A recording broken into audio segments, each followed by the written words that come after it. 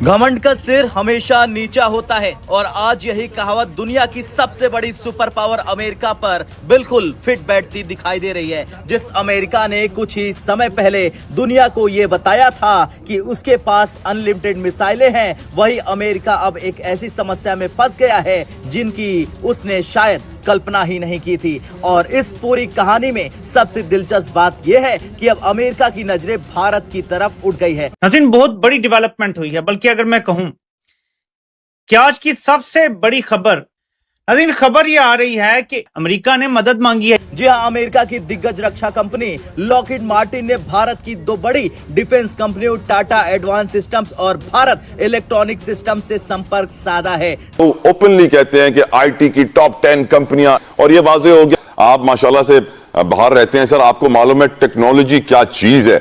Technology अगर warfare में आ जाए तो क्या काम करती है, टेक्नोलॉजी कितनी इंपॉर्टेंट होती है किसी भी कंट्री की तरक्की के लिए। और दिलचस्प मोड़ आता है, अमेरिकी रक्षा कंपनी लॉकहीड मार्टिन इस समय उत्पादन संकट का सामना कर रही है। इंटरसेप्टर मिसाइलों का उत्पादन बढ़ाने के लिए उन्हें बड़ी मात्रा में एलॉयज और कंपोजिट मटेरियल की जरूरत है और यही वजह है कि उन्होंने भारत की कंपनियों से संपर्क साधा। भारत की टाटा एडवांस सिस्टम्स और भारत इलेक्ट्रॉनिक लिमिटेड को अमेरिका ने अपनी सप्लाई चेन मजबूत करने के लिए संपर्क साधा। दो जंगें कन्वर्ज होने जा रही हैं। मैं आपको लंबी चौड़ी मजीद तफसीलात बताने की बजाय स्ट्रेट अवे लेके जा रहा हूं।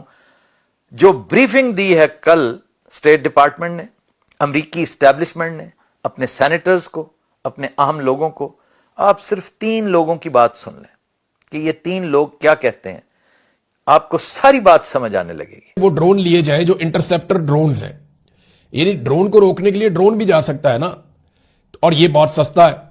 जो इंटरसेप्टर ड्रोन्स बनाए हुए हैं उनकी कीमत कितनी है पता है? उनकी कीमत है $5,000 तक, यानी $3,000 से $5,000 तक। ईरान का जो ड्रोन है वो $20,000 का है।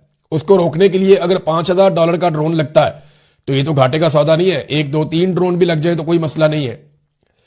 तो अब ये ड्रोन हासिल करने की कोशिश की जा रही है। भारतीय किरदार की बातें हो रही हैं। कुछ खबरें ऐसी भी हैं कि भारत ने अपनी जो नेवल बेस है वो अमेरिका को दी, लेकिन मुसद्दिका इत्तलात नहीं है। अगर ये साबित हो जाता है तो फिर भारत और ईरान के ताल्लुकात में किस हद तक फर्क आएगा और इसके नताइज क्या निकलेंगे। तरफ सप्लाई चेन की समस्या, इसी वजह से अब अमेरिका की नजरें भारत पर टिक गई हैं। भारत आज दुनिया के सबसे तेजी से बढ़ते डिफेंस मैन्युफैक्चरिंग हब में से एक बन चुका है। भारत में एलॉयज, कंपोजिट मटेरियल और इलेक्ट्रॉनिक के क्षेत्र में मजबूत उत्पादन क्षमता विकसित हो रही है और यही कारण है कि आज अमेरिका जैसी सुपर पावर भी भारत की कंपनियों से सहयोग मांगने को मजबूर हो रही है। हालांकि अमेरिका के पास अब भी जबरदस्त सैन्य ताकत है, उसके पास दुनिया की सबसे शक्तिशाली एयरफोर्स और बमबारी क्षमता मौजूद है, लेकिन आधुनिक युद्ध में केवल हमला करना ही काफी नहीं होता है, दुश्मन के हमलों को रोकना भी उतना ही जरूरी होता है। और यही वो क्षेत्र है जहां फिलहाल अमेरिका को चुनौतियों का सामना करना पड़ रहा है।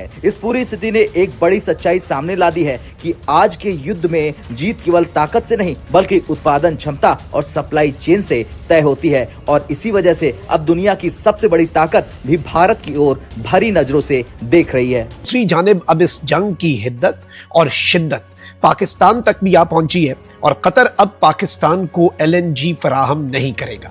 एक शदीद तरीन बहरान पाकिस्तान में सर उठाने जा रहा है पेट्रोलियम मसनूआत की कीमतों के हवाले से। साथ ही साथ पाकिस्तान में वर्क फ्रॉम होम और बच्चों के जो स्कूल्स और कॉलेजेस और यूनिवर्सिटीज़ हैं उनकी क्लासेस को जो हाइब्रिड मॉडल है, ऑनलाइन मॉडल है, उस पर कन्वर्ट करने की तरफ पाकिस्तान बढ़ने जा रहा है। लेकिन इस वक्त जो जंग है वो कम होने के बजाय, उसकी शिद्दत कम होने के बजाय मामला बहुत आगे निकल चुका है और जो अभी सहरी के वक्त की डेवलपमेंट्स हैं वो परेशान कुन है। सऊदी अरब का पाकिस्तान को मुफ्त पैसे देने पर पाबंदी, जो ऐसे ही इमदाद कर देते थे ना, वो शहबाज शरीफ ने कहा था ना कि मैं मतलब फकीर नहीं हूं, मांगने नहीं आया लेकिन मजबूरी है, याद कीजिए उनकी। अब सऊदी अरब ने फैसला किया है कि ऐसे ही पाकिस्तान को पैसे नहीं देने, बगैर शराइत के पैसे नहीं मिलने।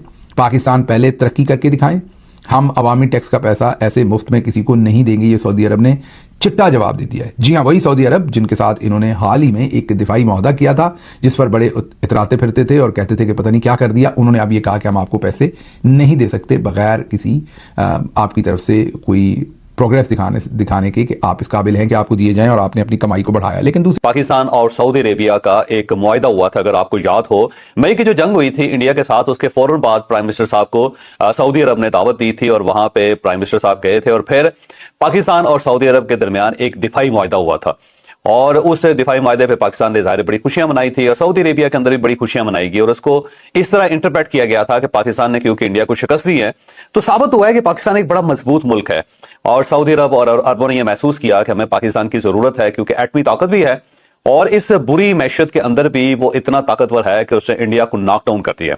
तो ये एक तासुर जो था उस वक्त सऊदी अरेबिया के अंदर भी था, पाकिस्तान के अंदर भी था और हम सब यही महसूस करते थे। लेकिन अब जब जंग हुई है ईरान की तो उसके बाद ऐसा महसूस होने लगा है कि वो जो मुआहदा हुआ था वो इसराइल के खिलाफ नहीं था, क्योंकि इसराइल ने तो सऊदी अरब के ऊपर हमला करना ही नहीं था, उसने तो अरब के किसी मुल्क के ऊपर हमला नहीं करना। उसकी बुनियादी वजह यह है कि इनके अब इसराइल के साथ ताल्लुकात बेहतर होते जा रहे हैं और इसराइल को 90% उम्मीद है कि सारे जो अरब मुल्क हैं वो इसके साथ इब्राहिम जो अकॉर्ड है उसका हिस्सा बन जाएंगे और जब अरब सरेंडर कर ही देंगे और इसराइल के साथ अपने ताल्लुकात ठीक कर लेंगे और इनमें से आधे से ज्यादा कर भी चुके हैं, जैसे कि कतर है, जैसे कि ओमान है, जैसे कि यूएई है।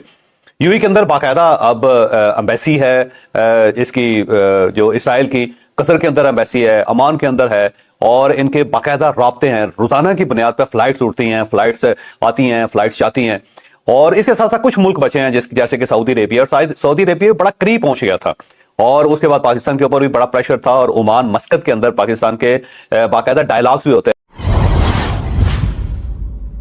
दोस्तों, दुनिया की राजनीति में एक दिलचस्प मोड़ तब आता है जब ताकतवर देश भी किसी दूसरे देश की भूमिका को स्वीकार करने लगते हैं। हाल के समय में वैश्विक मंच पर एक ऐसा ही संकेत देखने को मिला जब अंतरराष्ट्रीय चुनौतियों के बीच कई बड़े देश भारत की भूमिका को पहले से कहीं अधिक महत्वपूर्ण मानने लगे। भारत आज केवल एक क्षेत्रीय शक्ति नहीं बल्कि एक संतुलित और जिम्मेदार वैश्विक भागीदार के रूप में देखा जा रहा है। भारत की नीति हमेशा से स्पष्ट रही है कि किसी भी निर्णय से पहले अपने नागरिकों की सुरक्षा और राष्ट्रीय हित सर्वोपरि हैं। यही कारण है कि भारत हर अंतरराष्ट्रीय मुद्दे पर सोच समझकर और स्वतंत्र निर्णय लेने की नीति अपनाता है। दुनिया के कई देशों को अब यह एहसास हो रहा है कि एशिया में स्थिरता और सहयोग के लिए भारत की भागीदारी बेहद जरूरी है।